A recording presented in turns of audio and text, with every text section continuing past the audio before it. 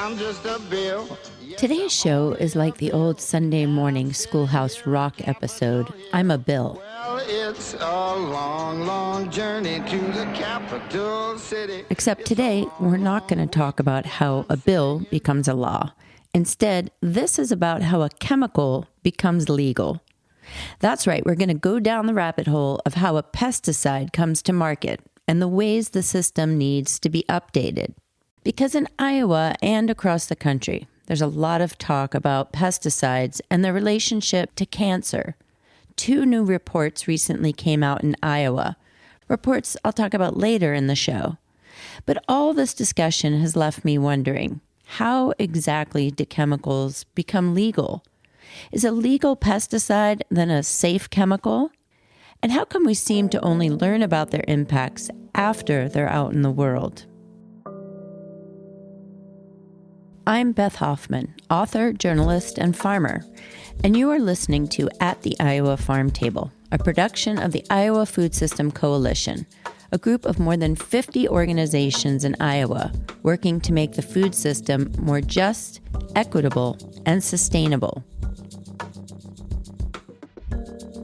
David Swertney is a professor of civil and environmental engineering and chemistry at the University of Iowa.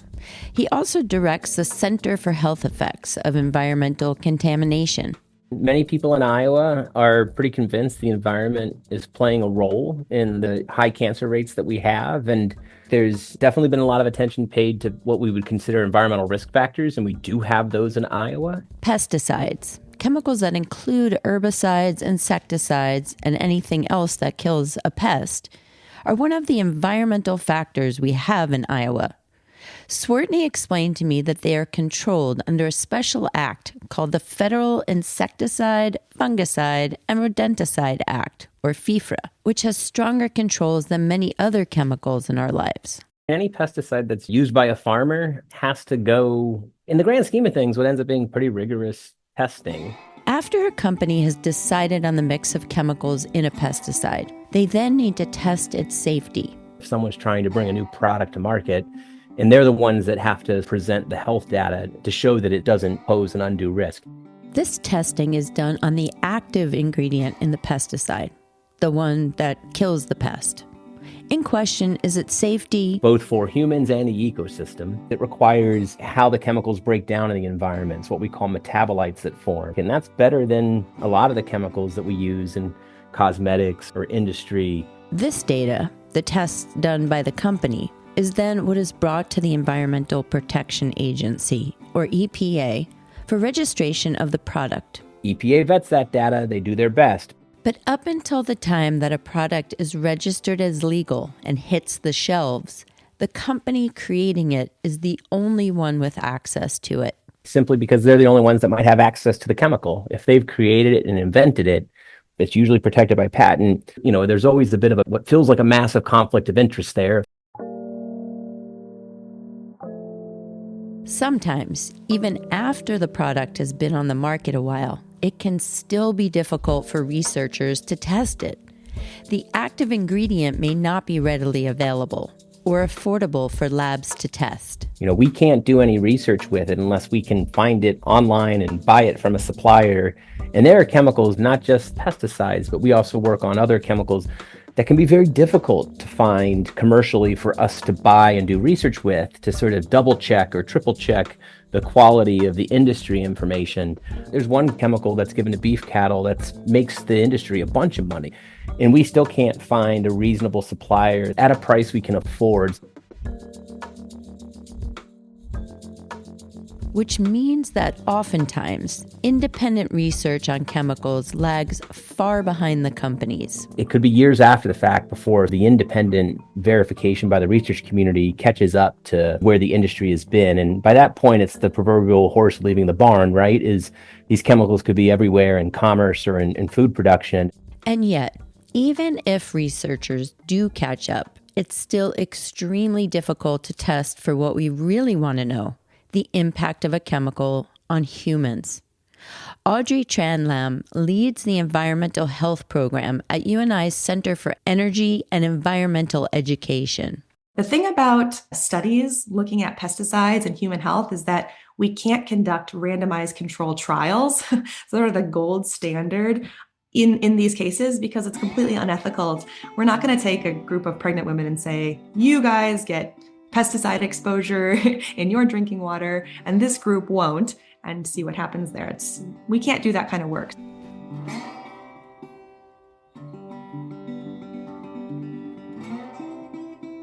So let's say a chemical is now legal and accessible to researchers, and the data on the human impacts is now being collected. But there's another issue too.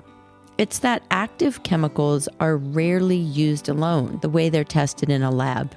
Each product is full of other chemicals, like surfactants and synergists.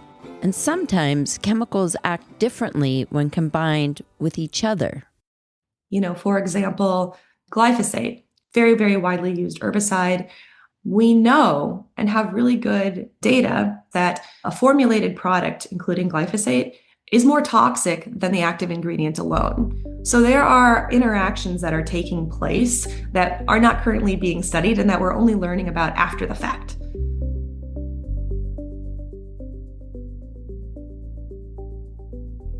So each product is made up of many things. And to add to the issue, farmers spray multiple products over the course of a season because one product controls mold, while another is to prevent water hemp, and another kills borers.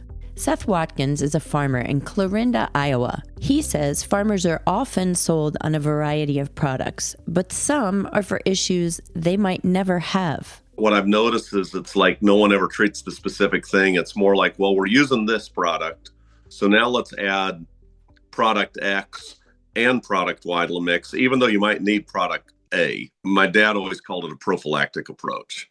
But a prophylactic approach, treating something before it's an issue, often doesn't mean higher profits for farms. Seth Watkins told me this story. When you go to an agronomy meeting at a co-op, they don't talk about cancer or water pollution. They talk about yield. Honestly, they don't even talk about profit. There was a guy that won a national corn growing contest, and they brought him to this meeting at our co-op telling us about how he raised 400 bushel corn or whatever it was. And he starts going through the chemicals he's using and the fertilizer application. And I raised my hand. I didn't have a lot of money. I was starting out. I really had to watch my dollars. So I raised my hand and I said, what was your net profit? And, well, we'll get to that. And he keeps talking. And I raised my hand again. I said, well, what was the net return on this venture? Ignores it. Third time I raised my hand, he says, we're not here to talk about profit. We're here to talk about yield. And I think that statement, that experience taught me chemicals are a tool I use, but the people selling them and the people making them don't care a lick about any of us.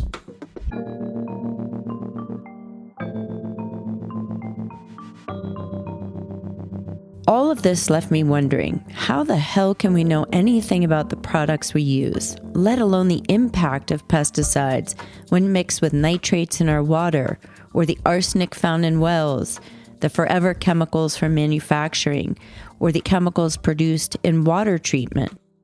Yet even with so many factors, there are things we know about the relationship between chemicals and cancer in Iowa. We know that some of the chemicals that we use in agriculture are endocrine disrupting chemicals. We know that some are carcinogenic, and we know that they are being applied in untested mixtures on our landscape and in our watersheds. We know that chronic exposure to nitrates under the EPA's MCL of 10 milligrams per liter has been linked to cancer. The things we know for sure is that there is a huge body of literature that is pointing towards human health, population level harms from environmentally relevant exposures.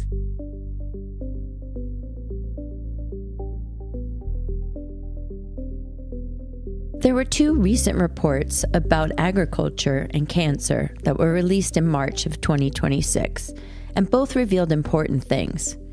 One was by the Iowa Cancer Registry, and it showed that farmers and pesticide applicators do not have higher rates of most cancers than the general public. Prostate and lip cancer, however, were higher. And the Iowa Environmental Council studied all of the current data about 4 different contaminants: radon, nitrates, forever chemicals, and pesticides, and found that there were many relationships of these to cancer. We know a lot, and we know enough to act. And I think that waiting for that smoking gun, that definitive proof, may, in the long run, cause much more harm than if we were to act today to make major changes in our food system. Which is a difficult thing to ask of humans. We all want that smoking gun, the something that's caused our issue that we can eliminate from our lives. I think I've come to saying that I think most Iowans are looking for a simple answer to a complex problem. And I just don't know that we're going to ever get that simple answer that will satisfy folks.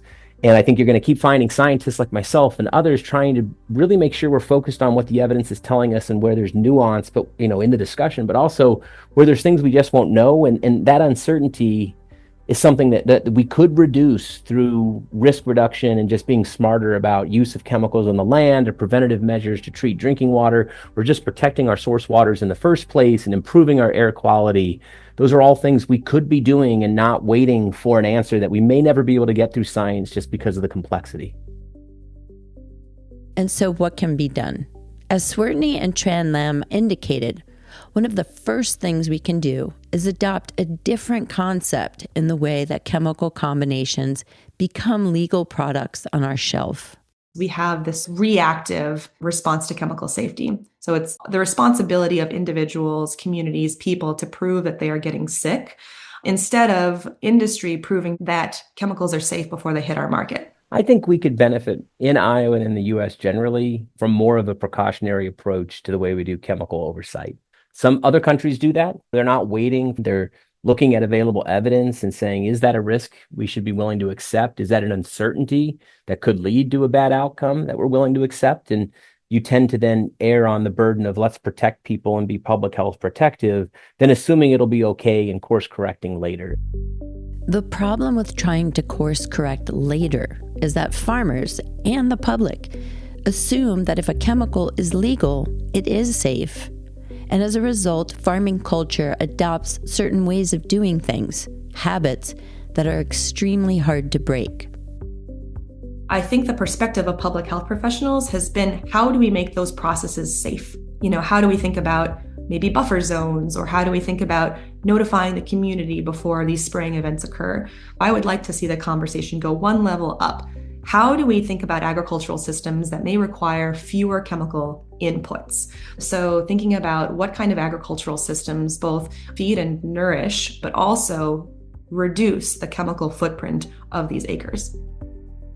Seth Watkins also pointed out that now is a great time for many farmers to reduce chemical use. Profits are low for corn and soybeans, and inputs for things like pesticides are expensive. I think the best thing we could do right now is pay farmers to take land that needs a break, that shouldn't be farmed, and let it rest and rebuild. And if we did that, we would see less chemical use, we'd see soil recovering, we'd see nitrogen buildup for the next crop. All these things would come from it that would be very good for us, and it'd be good for our local economies. It'd be a bummer for the multinationals that sell us this crap, but I'm not going to shed a tear about those guys right now. Farmers clearly are not to blame for the situation. In fact, they're one of the groups with the largest opportunity to turn this ship around. If every farmer significantly reduced their use of chemicals, if they were to let land rest and to implement longer rotations, Iowa's cancer situation would be dramatically different. We, the public, should support farmers who put public health before higher yields, who diversify crops and help clean our waterways. And now to end our show this week, we have a special treat from the Weary Ramblers, Chad Elliott and Catherine Severin Fox. They've written us a song just for this episode. It's called Reduce, Reduce, Reduce. Take it away, Chad and Catherine. Pesticides kill things, that's just what they do. They wouldn't be good at their job if they weren't bad for you. So we need to spray more sparingly, only what we really need. Listen to Mother Nature, she loves diversity. Got a few weeds, that's alright. Little milkweed and some foxtail, they're just fine. If you're spraying just to spray, it does more harm than good. It costs more at the end of the day. We gotta start doing something. It's just too much to lose. Reduce, reduce, reduce what we use.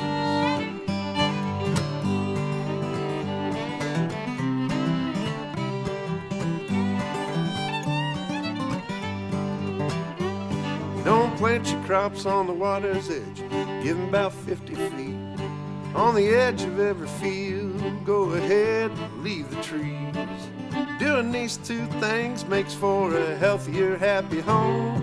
For the plants to grow and the little critters to roam. Got a few weeds, that's alright. Little water, hemp, and thistles, they're just fine. If you're spraying just to spray, it does more harm than good, costs more at the end of the day. We gotta start doing something, it's just too much to lose. Reduce, reduce, reduce what we use.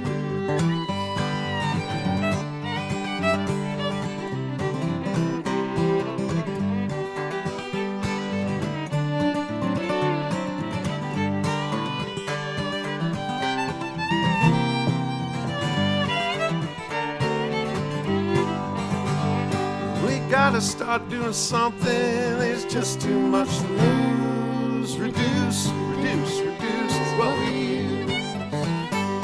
Reduce, reduce, reduce what we use. Thanks to Seth Watkins, Audrey Tran-Lam, and David Swertney. And special thanks to the Weary Ramblers, Catherine Severin Fox, and Chad Elliott. Editors of this episode were Tommy Hexter and John Hoagland. This is At the Iowa Farm Table, a production of the Iowa Food System Coalition. You can find more information and resources in our show notes, and you can join the coalition online. Please like and share this episode too. I'm Beth Hoffman. Thanks so much for listening.